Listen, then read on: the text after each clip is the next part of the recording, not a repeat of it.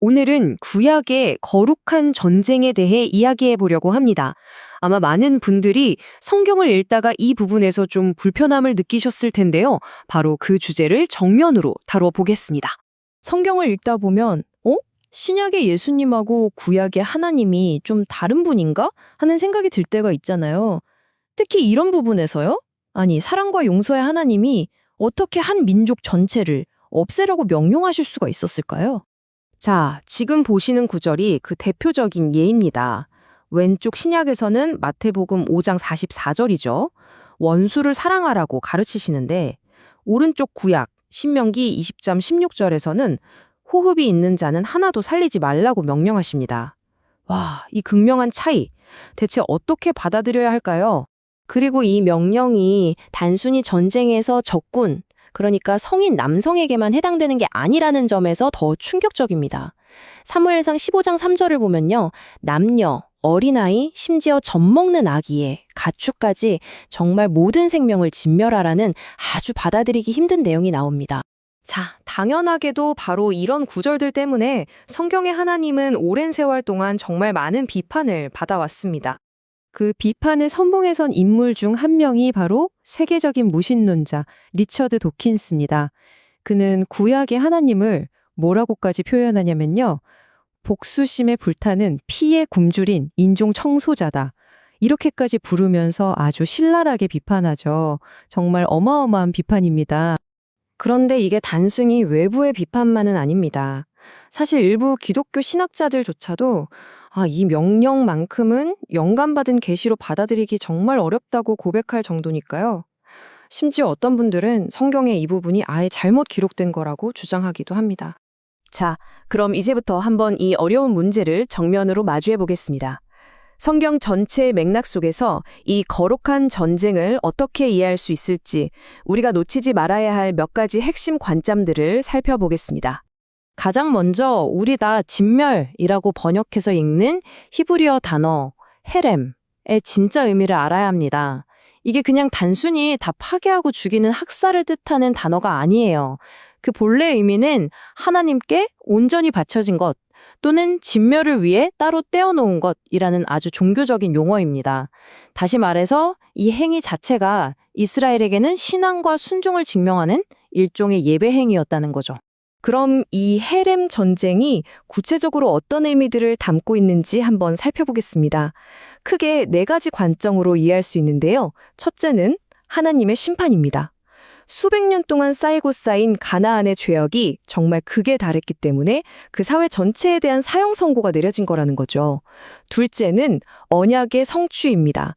하나님께서 아브라함에게 약속하셨던 그 땅을 후손들에게 주시기 위해 그 땅에 먼저 자리 잡고 있던 불의한 세력들을 내보내신 거라는 해석입니다. 셋째는 거룩의 보존입니다. 이건 마치 예방을 위한 외과 수술 같은 건데요. 이스라엘 백성이 가나안의 그 타락한 우상숭배 문화에 감염되지 않도록 미리 막으신 거라는 거죠. 그리고 마지막 넷째, 종말의 예표입니다. 이 땅에서 벌어진 전쟁이 앞으로 올 최후의 심판, 즉 모든 악이 완전히 뿌리 뽑힐 그날을 미리 보여주는 그림자 역할을 한다는 겁니다. 보시다시피 아주 복합적인 의미가 담겨 있죠?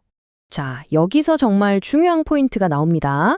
구약의 이 헤렘 명령은요, 영원한 명령이 아니라 특정 시간과 특정 장소에만 한정된 아주 일시적인 명령이었다는 사실입니다.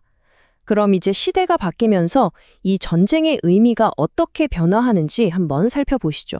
예수 그리스도께서 오신 이후로 하나님의 백성이 싸워야 할 전쟁의 성격은 그야말로 180도 바뀌었습니다. 지금 보시는 표가 그 차이를 아주 명확하게 보여주죠. 구약에서는 전쟁의 대상이 가나안 족속이라는 특정 민족이었잖아요. 그런데 신약으로 넘어오면 우리의 싸움 대상은 죄, 세상, 사탄 같은 영적인 존재들로 바뀝니다. 그러니까 물리적이고 지리적이고 일시적이었던 전쟁이 이제는 영적이고 전 세계적이고 영구적인 전쟁으로 완전히 전환된 겁니다. 당연히 우리의 무기도 칼과 창이 아니라 말씀과 기도가 되었고요.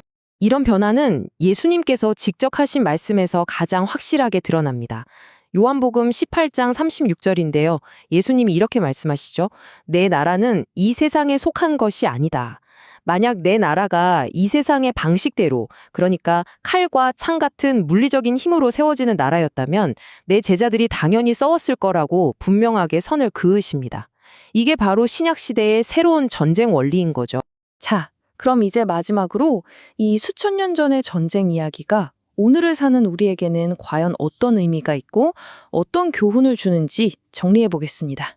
구약의 거룩한 전쟁 이야기는 오늘 우리에게 몇 가지 아주 중요한 사실을 일깨워 줍니다.